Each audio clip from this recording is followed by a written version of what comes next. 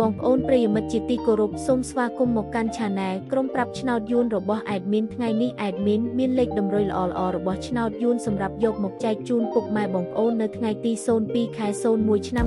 2025 មួយនេះដូចនេះ Admin មិនចង់ចាយពេលវេលារបស់ពុកម៉ែបងប្អូនយូរតោះយើងមកតាមដានលេខតម្រុយឆ្នោតរបស់យើងទាំងអស់គ្នាសម្រាប់លេខតម្រុយ2លេខមានលេខ92លេខ07សម្រាប់លេខតម្រុយអូស2លេខមានលេខតម្រុយទី1អូស90និងលេខតម្រុយចុងក្រោយអូស00សម្រាប់លេខតម្រុយ3លេខមាន5424គុណនិង051គុណសម្រាប់លេខតម្រុយថ្ងៃនេះ Admin សូមជូនពរឲ្យពុកម៉ែបងប្អូននិងប្រិយមិត្តទាំងឡាយជួបតែសំណាងល្អទាំងអស់គ្នាហេងមានលាភមានជ័យ